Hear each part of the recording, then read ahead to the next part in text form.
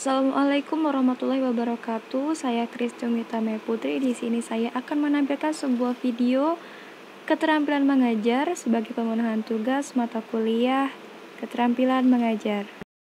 Saya mencoba menampilkan cara mengajar jarak jauh menggunakan Microsoft Teams dengan Scientific Learning sebagai mode pembelajarannya. Dengan materi listrik statis yang dijelaskan melalui peta konsep berikut ini.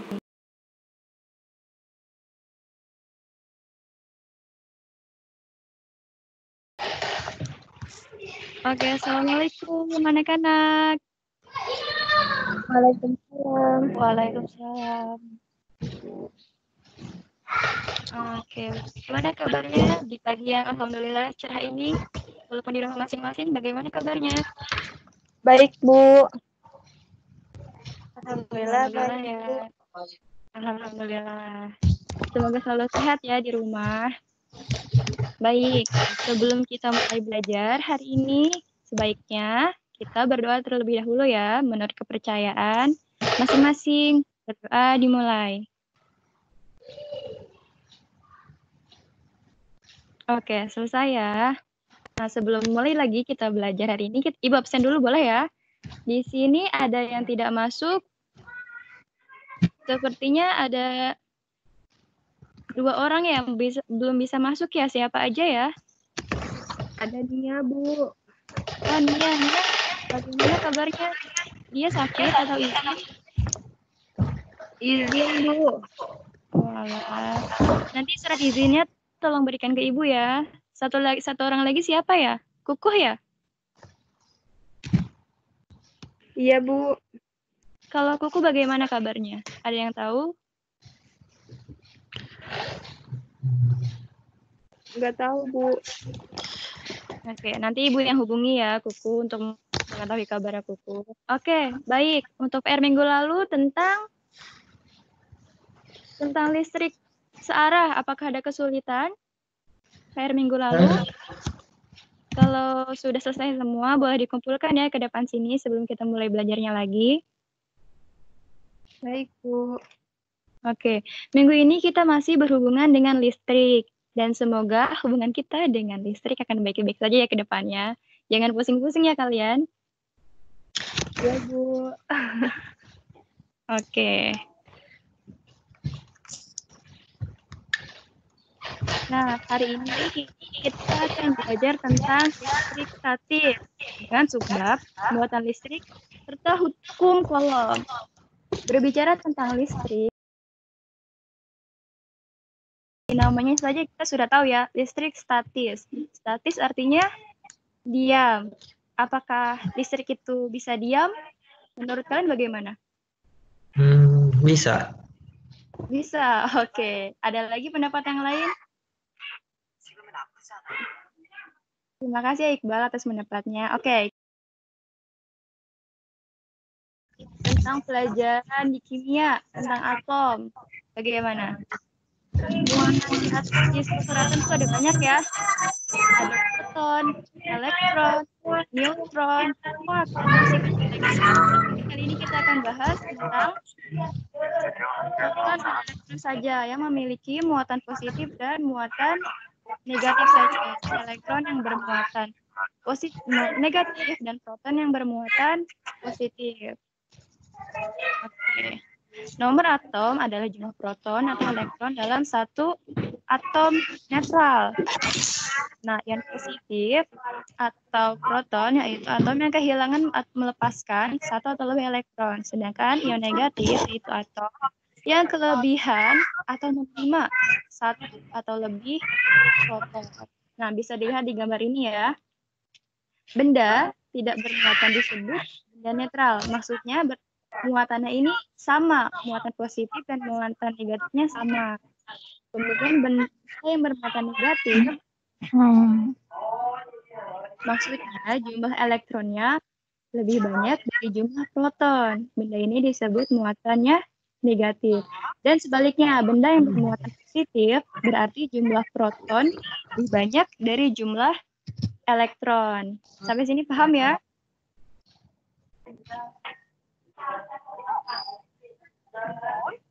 Oke, muatan listrik nih. Jembatan antara muatan listrik dan listrik statis.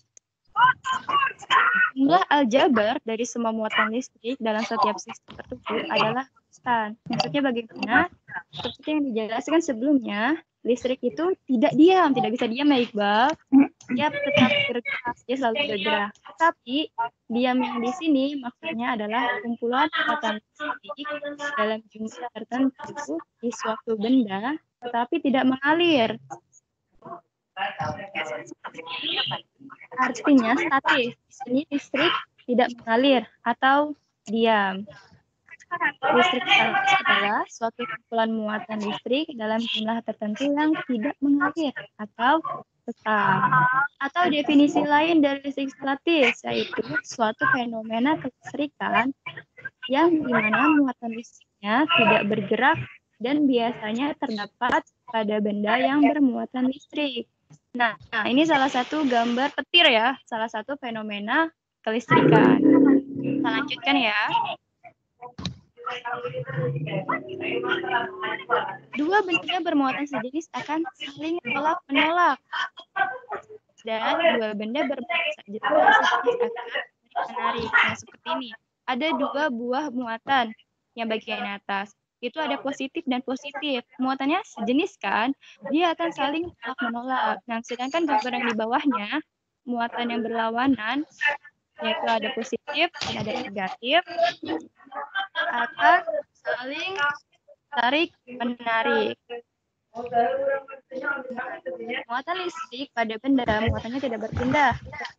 Selama ada daya yang dapat memindahkannya. Jadi kalau bendanya diam, atau misalkan muatannya diam aja tanpa disentuh, tanpa diberikan daya, dia akan diam. Tetapi kalau misalkan diberikan satu daya, dia akan memindahkan muatan-muatan tersebut atau muatannya bisa bergerak. Benda yang memiliki aliran listrik saling berpautan tanpa aliran listrik atau benda-benda bisa membuat bergerak tanpa menggunakan listrik. Hal ini disebut jalan listrika seperti gambar sebelumnya ya. Di sana ada petir yang dihasilkan oleh awan mendung. Nah, kenapa mereka dapat bergerak padahal tidak ada sumber listrik?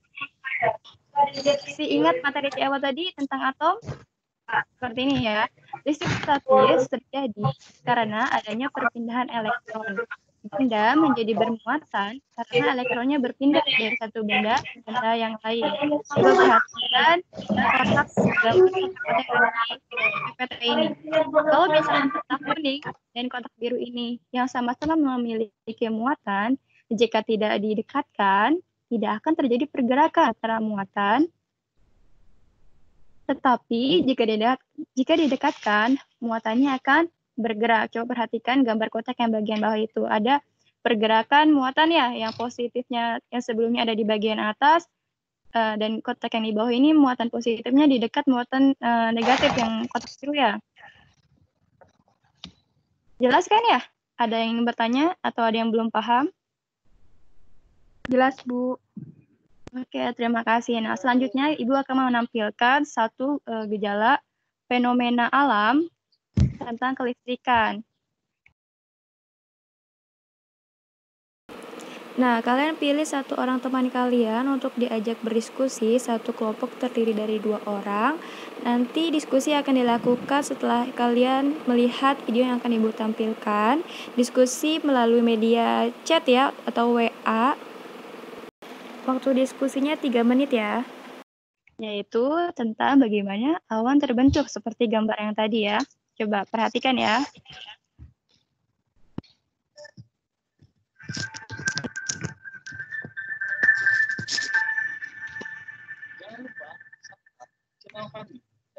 Jangan lupa subscribe channel kami dan klik juga icon belnya agar kalian selalu mendapatkan update informasi kesehatan terbaru dari channel kami. Ketika hujan membantu, kita sering mendengar suara dan gemuruh yang sangat besar dan sebuah ledakan terakhir. Fenomena tersebut apakah dengan petir atau halilintar, tapi kalau faktanya fenomena tersebut bisa ditemukan di kehidupan sehari-hari ketika kamu Usai menonton TV dan mematikannya dan mencoba menyentuh layar, terkadang kita mendapatkan sensasi kesetrum. Itulah fenomena petir dalam skala yang sangat kecil, yang biasa disebut listrik statis. Listrik statis tersebut bermuatan sangat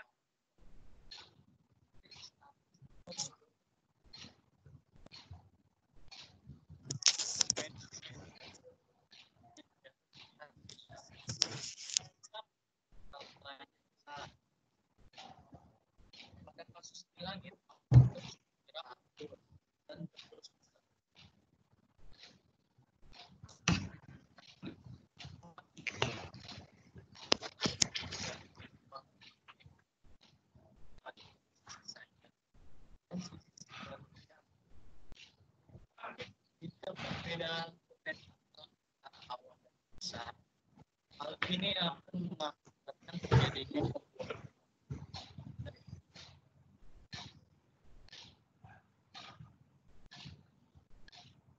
Oke, maaf ya. Bagaimana menurut pendapat kalian tentang video ini? Oke, hasil diskusinya disampaikan melalui perwakilan ya. Bagaimana? Kelompok 1? Bu, saya mau jawab. Oke, silahkan Elda. Menurut saya, petir bisa menjadi awan itu karena mereka saling bergesekan satu sama lain. Nah, terus setelah pergesekan, lahirlah elektron bebas yang kemudian terkumpul dan saling menguatkan satu sama lain, sehingga memiliki cukup beda potensial untuk menyambar ke permukaan bumi. Baik, bagus sekali ya pendapat Elda ya. Terima kasih Elda. Ada pendapat lain yang bisa menjelaskan?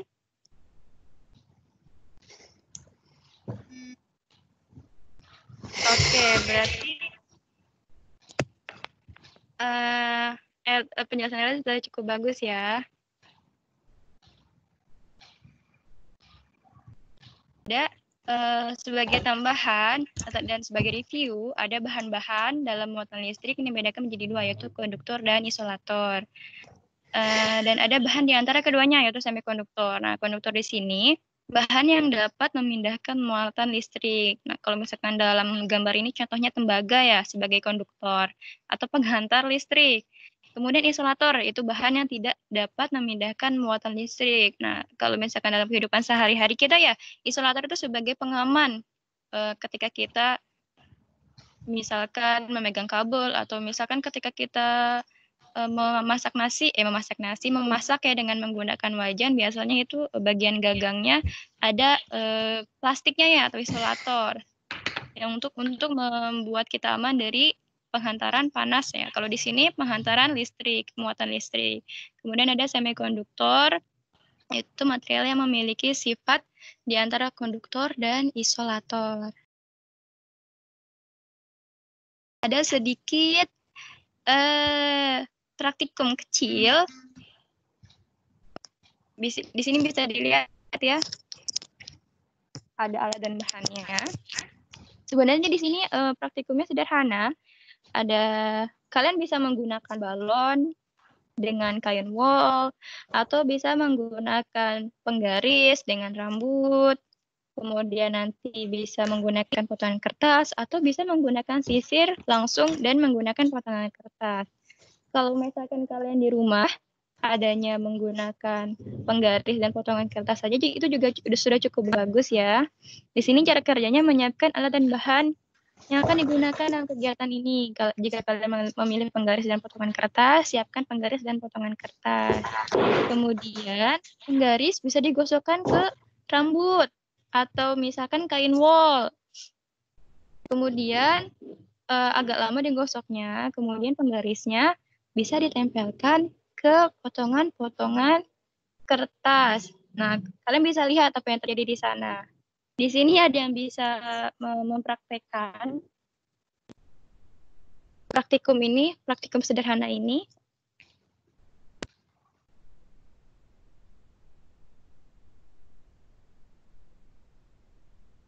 Iqbal bisa mempraktekannya, Bal? Bisa sepertinya, Bu. Oke. Bentar ya. Jadi ini ada kertas sama penggaris. Ketika dia digosokkan ke kepala misalkan, maka ada terjadi perpindahan gitu. Tapi nggak terlalu kelihatan sih kalau Apa dari sini. apa kertasnya ikut terangkat, Bal, ke penggaris? Ya, kertasnya ikut terangkat sedikit tapi. Oh, sedikit ya. Oke, terima kasih banyak ya Iqbal, sudah Ya, cukup. Nah, sama-sama. teman-teman bisa memperhatikan ya tadi praktikum yang dilakukan oleh Iqbal sederhana, tapi ada penjelasan yang cukup untuk listrik statisnya ya. Oke, kita kembali lagi ya.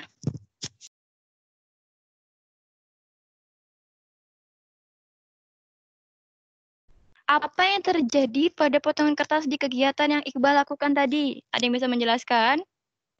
Potongan kertasnya bagaimana setelah ditempelkan kepada penggaris? Menurut kalian seperti apa? Ada yang bisa menjelaskan?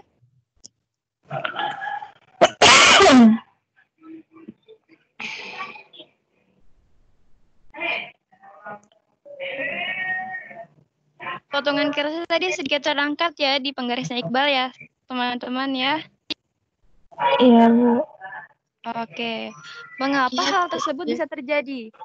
Menurut kalian, kenapa hal tersebut bisa terjadi? Ibu, saya mau baca. Saya, Bu. Oh, Oh iya, Udah. Miftah, silakan. Ya. Bagaimana, Miftah? Oh ya, ini Bu, penggaris dan rambut awalnya bermuatan netral. Kemudian penggaris digosokkan ke rambut dan elektron yang ada pada rambut menempel pada penggaris. Penggaris yang kelebihan muatan elektron akan membuang elektron atau menyamakan elektronnya dengan muatan positif dari kertas, sehingga muatan positif atau proton pada kertas tertarik ke penggaris, Bu. Bagus, alhamdulillah. Terima kasih ya Miftah, penjelasannya sangat luar biasa, bagus sekali. Jadi, apakah kalian bisa menangkap konsep dari listrik statis di situ? Pertama, misalkan penggaris dan rambut awalnya netral. Tidak ada perlakuan yang diberikan kepada penggaris ataupun rambut di situ ya. Muatannya netral dan diam. Atau muatannya tidak bergerak. Nah, kemudian penggarisnya digosok-gosok ke rambut. Yang terjadi adalah elektronnya bergerak. Elektron siapa? Elektron dari rambut pindah ke penggaris ya. Gitu kan? Karena ada interaksi atau ada sentuhan pada penggaris dan rambut. Kemudian ini seperti awan ya, penggaris seperti awan yang tadi, karena terjadi gesekan, kemudian penggaris kelebihan muatan elektron di sini maksudnya seperti awan tadi, kelebihan muatan elektron sehingga terjadi beda potensial. Kemudian akhirnya penggaris ini menarik potongan kertas ya untuk menetralkan kelebihan elektron yang terjadi pada penggaris tersebut. Sama seperti konsep pada petir tadi ya, bedanya skalanya lebih kecil. Kalau misalkan penggaris, sedangkan petir skalanya lebih besar. Seperti itu. Paham kan ya teman-teman, anak-anak? Oke, kita lanjutkan ya. Nah, terima kasih. Nah, di sini juga ada cara membuat benda bermuatan listrik. Nah, ini seperti tadi yang Iqbal telah lakukan dengan cara penggosokan. Di sini ada bahan-bahan yang bisa dilakukan percobaannya, misalkan kaca dan kain sutra, mistar plastik atau dan kain wol, sisir dengan rambut manusia, penggaris mistar atau dengan rambut manusia, balon dengan kain wol, ebonit dengan kain wol. Nah, di situ ada hasil, kemudian ada prosesnya juga, bisa kalian lihat ya. Jelaskan ya gambarnya ya. Kemudian ada konduksi. Mendekatkan benda yang bermuatan listrik ke benda yang tidak bermuatan listrik. Dengan begitu, benda yang tadinya tidak bermuatan listrik menjadi bermuatan listrik. Nah, seperti pada gambar tersebut. Kemudian ada induksi.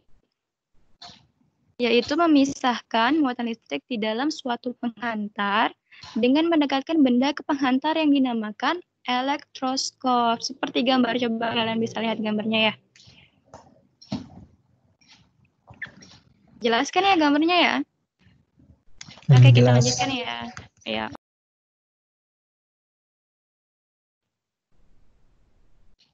Kita di sini membahas muatan listrik lagi, tetapi kita bahas muatan listrik secara lebih dalam. Nah, muatan listrik disimbolkan dengan Q atau Q ya. Dalam satuan SI, muatan listrik disimbolkan dengan C atau kolom. Satu kolom adalah banyaknya muatan yang mengalir melalui suatu penampang kawat dalam 1 detik bila arus tetap sebesar 1 ampere terdapat pada kawat tersebut. Nah, jika diformulasikan seperti ini, Q sama dengan I dikali T. Q sebagai muatan dengan satuan kulom, I sebagai arus listrik dengan satuan ampere, dan T atau time sebagai waktu dengan satuan sekon. Nah, muatan ini yang terpenting sebagai catatan untuk kita semua. Muatan satu elektron sama dengan 1,6 kali 10 pangkat min 9 kulom. Ini akan sangat digunakan untuk kita belajar muatan listrik ini dengan listrik statis. Sebagai pembuka, muatan listrik akan selalu berhubungan dengan listrik statis. Oke, kita lanjutkan ya. Nah, hukum Coulomb ditemukan oleh ahli fisika bernama Charles Augustin de Coulomb. Ia melakukan penelitian mengenai gaya yang ditimbulkan oleh dua muatan yang dipisahkan oleh jarak tertentu. Nah, di sini gaya disimbolkan sebagai F, yang dilakukan oleh suatu muatan listrik pada muatan titik lainnya bekerja sepanjang garis yang menghubungkan kedua muatan tersebut. Nah, seperti ini. F atau gaya listrik berbanding terbalik dengan kuadrat jarak atau R kuadrat dan berbanding lurus dengan perkalian antara dua muatan. Nah, keterangannya bisa kalian lihat di sini ya. K itu sebagai konstanta Coulomb, nilainya 8,99 kali 10 pangkat 9 Newton meter kuadrat per Coulomb kuadrat, atau bisa dibulatkan ya dengan 9 kali 10 pangkat 9. Kemudian ada itu ada permitivitas bahan atau permitivitas medium. Nah, kalau misal biasanya kita gunakannya konstanta Coulomb saja. Tapi jika diberitahukan nilai permitivitas suatu bahan, maka kita akan menggunakan ini sebagai permitivitas suatu bahan yang digunakan. Nanti biasanya dijelaskan atau diterangkan permitivitas bahannya berapa. Nanti kita bisa mengalikannya di situ ya sebagai konstanta Coulomb-nya. Oke, kita lanjutkan. Biasanya saat menghitung dengan menggunakan hukum Coulomb, tanda muatan diabaikan. Tanda muatan diabaikan, tapi di arah gaya dibentuk berdasarkan gambar. Gayanya ditarik-menarik atau tolak-menolak, seperti yang dijelaskan sebelumnya ya. Di sini positif bertemu dengan negatif akan saling tarik-menarik, dan negatif bertemu dengan negatif akan tolak-menolak karena dia sejenis. Nah, coba perhatikan gambar yang ada pada bagian tengah ini. Gaya pada muatan Q1, kelihatan tulisan Q1-nya? Dipengaruhi oleh muatan Q2. Maka di situ gayanya dituliskan dengan F12 atau gaya pada muatan 1 diakibatkan oleh muatan 2. Paham ya? Jadi tanda minus dan tanda negatif. Paham, Bu. Oke, terima kasih. Jadi tanda minus dan tanda positif di sini sebagai penentu arah ya. Apakah dia saling tarik-menarik ataukah saling tolak-menolak. Tetapi ketika kita menghitungnya menggunakan rumus sebelumnya, tidak usah diikutkan. Jadi positif dan negatif hanya sebagai penentu arah saja. Nah, di sini coba kita lihat. Oh, ada contoh soal. Dua muatan masih nilainya 0,05 mikrocoulomb dipisahkan pada jarak 10 cm. Nah, di sini diketahui ya, besar muatan Q1 dan Q sama-sama 0,05 mikrokulom. Dua muatan ya, dua muatan titik, berarti Q1 dan Q2-nya 0,05 mikrokulom. Tadi kita tahu ya keterangan pada rumus gaya listrik, satuan muatan itu kulom ya. Kalau di sini mikrokulom berarti harus diubah ya jadi kulom. Kemudian jarak antara keduanya 10 cm. Kita harus ubah menjadi meter. Pertanyaannya, besar gaya yang dilakukan oleh satu muatan terhadap muatan lainnya. Itu yang bagian 1. Bagian 2-nya jumlah satuan muatan dasar pada masing-masing muatan. Nah, rumusnya sama ya seperti sebelumnya. F sama dengan K Q1 dikali Q2 dibagi dengan R kuadrat. Ini adalah rumus gaya Coulomb. Nah, di sini konstantanya kita menggunakan 8,99 kali 10 pangkat 9 dikalikan dengan muatan 1 dan muatan 2, 0,05. Nah, mikro di sini kita ganti dengan dikalikan dengan 10 pangkat min 9, jadilah dia Coulomb. Kemudian jaraknya tadi yang 10 cm sudah diubah menjadi 0,1 meter, kemudian dikuadratkan. Hasilnya adalah 2,25 kali 10 pangkat 9 Newton. Kemudian bagian B-nya tentang satuan muatan, ini persatuan muatannya ya. Berarti, nah ini dia. N sama dengan Q dibagi E. Q-nya ini sebagai muatan yang sebelumnya telah dijelaskan, 0,05 kali 10 pangkat 9 Coulomb. Dan E ini muatan elektron yang sebelumnya juga telah Ibu jelaskan ya, 1,6 kali 10 pangkat min 19 Coulomb. Dihasilkanlah satuan tiap muatan pada soal ini 3,12 kali 10 pangkat 11. Oke, paham ya? Ada yang kesulitan di sini? Atau ada yang membingungkan? Tidak, Bu. Oke, Ibu lanjutkan ya. Contoh soal nomor 2. 3 muatan tersusun seperti pada gambar. Ini dia gambarnya. Jarak antara muatan 3 cm. Muatan. Di gambar terlihat jelas ya, antar muatannya 3 cm, 3 cm ya. Terletak, muatan negatif terletak di tengah-tengah muatan 1 dan muatan 3. Besar muatan sudah tertulis pada gambar. Q1 2 mikrokulom, Q2 1 mikrokulom, dan Q3 3 mikrokulom. Besar gaya yang dialami oleh muatan 2 adalah, coba kita lihat. Nah, gambarnya ini di sini ya. Pertama kita menentukan arahnya dulu. Untuk bagian tengah yang Q2 ini, dia kan diapit dengan 2 muatan positif ya.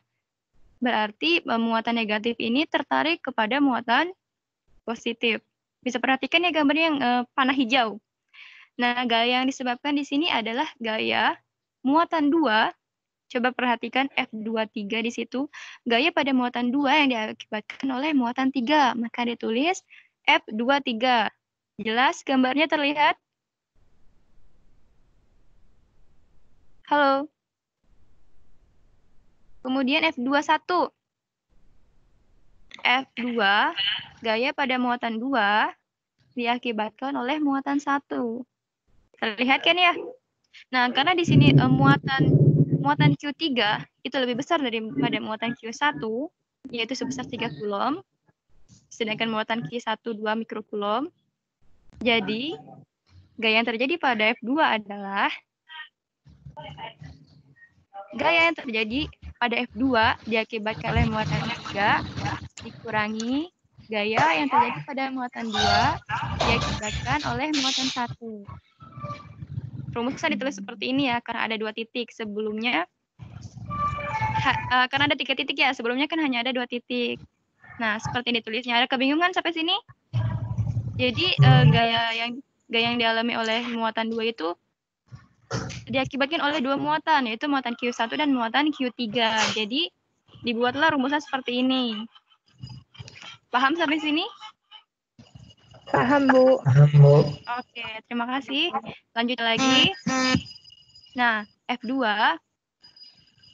Karena Q2 di sini sama ya. masing-masing diakibatkan oleh Q2. Ini bisa kita rubah ya. Jadi seperti ini. Kalau dari sampai sini ada yang kebingungan nggak? Paham. Paham ya? Di situ dipecah ya muatan Q3 dengan Q1-nya dipecah, tapi nilainya akan tetap sama dengan rumus yang ada di bagian atas itu. Kalau misalkan kalian agak kebingungan di sini, kalian bisa menggunakan rumus yang bagian atas juga, nanti hasilnya akan sama. Kalau di sini, rumus yang kedua ini, yang bagian bawah ini, dia untuk mempersingkat saja supaya tidak terlalu banyak penghitungannya. Nilainya pasti akan sama kalau misalkan kalian hitung dengan rumus yang bagian atas. Oke, dilanjut. Nah, ini. Kalau di sini kita menggunakan 9 kali 10 pangkat 9 untuk apa? Konstanta Coulombnya sebelumnya 8,99 ya. Ini dibulatkan jadi 9. Kemudian dikalikan dengan muatan Q2. Muatan Q2 tadi di situ 1 mikrocoulomb. Di sini dikalikan untuk jadi coulomb saja tanpa mikro. Jadi 10 pangkat min 6. Kemudian Q3 dikurangi Q1, 3 dikurangi 2, dikali 10 pangkat min 6, dibagi dengan kuadrat jarak 3 cm, berarti 3 kali 10 pangkat min 2 dikuadratkan. Hasilnya adalah F2 sama dengan 10 Newton. Paham sampai sini? Paham, Bu. Oke, lanjut ya. Nah, ini soal latihan. Sebuah partikel bermuatan Q3 dengan muatan plus 5 mikrocoulomb. Diletakkan di tengah antara partikel bermuatan Q1 min 9 dan Q2 min 4 yang berjarak 50 cm seperti pada gambar berikut. Gaya yang dialami oleh Q3 adalah, ada yang bisa jawab? Ibu beri waktu 2 menit ya untuk mengerjakan soal ini. Caranya ini sama seperti contoh soal sebelumnya. Seperti ini ya. Sama ya dia bentuknya kan? Iya, Cuma Bu. angkanya saja yang berbeda. Nah, coba kalian pasti bisa. Ayo, semangat. Kalau ada yang sudah, bisa tolong angkat tangannya. Atau bisa langsung jawab di sini hasilnya berapa. Saya sudah, Bu. Wah, iya Griselda, silahkan jawabannya berapa? Saya dapatnya itu F totalnya sebesar 4,5 Newton. Arahnya itu ke kiri. Oke, terima kasih ya Griselda. Anak-anak lain ada yang bisa bantu jawab? Atau ada yang memiliki jawaban lain?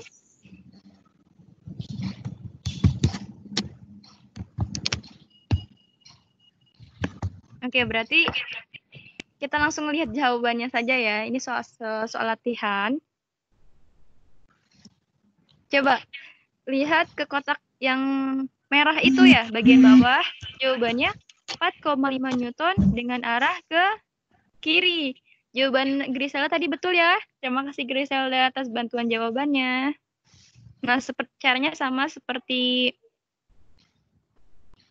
seperti sebelumnya, tapi ini mengerjakannya dipisah. Kalau kalian misalkan ingin menyatukannya, bisa seperti contoh soal sebelumnya ya, yang F31 ditambah F32, misalkan seperti itu. Kalau di sini dipisah, nanti hasilnya baru ditambah. Sama saja pengerjaannya.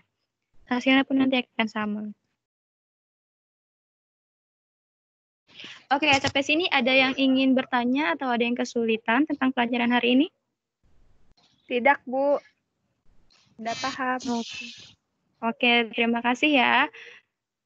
Untuk sebagai penutup, karena waktunya sudah habis, Ibu ingin memberikan kalian sebuah pekerjaan rumah. Coba ya dibuat pekerjaan rumahnya di buku pegangan kalian di halaman 24, nomor 1 sampai 5 saja tentang hukum Coulomb. Minggu depan kalian bisa kumpulkan ya. Bisa kan ya? Mudah kan? Kalau ada kesulitan bisa nanti di hari sebelumnya kalian bisa menghubungi Ibu bagaimana caranya. Nanti Ibu beritahu, oke? Oke, Bu. Oke, sampai sini. Nah, untuk pelajaran pagi ini ada yang ingin menyampaikan kesimpulannya tentang pelajaran listrik statis yang kita pelajari hari ini. Ada yang ingin menyimpulkan? Ibu yang menyimpulkan ya. Nah,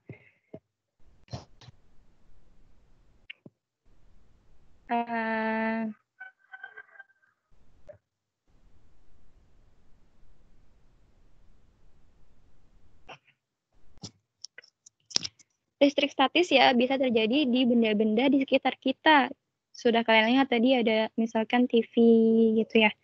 Nah, listrik statis ini pasti selalu dipengaruhi dengan sebuah pergerakan atau gesekan atau suatu perlakuan ya. Kalau misalkan dia tidak diberikan perlakuan, maka dia akan tetap statis, diam. Pergerakan atau perlakuan yang diberikan memberikan pergerakan pada elektron untuk berpindah atau bergerak, sehingga terjadi muatan listrik dan terjadilah listrik statis sesuai dengan hukum Coulomb. Kalau misalkan dihitung itu bisa terjadi. Oke, sampai sini. Minggu depan kita lanjutkan dengan medan potensi listrik. Masih dengan listrik, semoga kalian selalu sehat ya, walaupun di rumah. Tetap olahraga, jaga kesehatan. Terima kasih atas perhatiannya hari ini. Terima kasih Iqbal atas praktikumnya. Semoga kalian, teman-teman kalian juga bisa memahami listrik statis dengan baik dari praktikum Iqbal. Terima kasih Griselda atas partisipasinya, Miftah juga, dan semua teman-teman yang lain, anak-anak yang lain. Semoga kalian sehat selalu ya di rumah. Terima kasih atas perhatiannya. Assalamualaikum warahmatullahi wabarakatuh. Waalaikumsalam. Waalaikumsalam warahmatullahi wabarakatuh. Terima kasih, Bu. Assalamualaikum. Ya, sama-sama.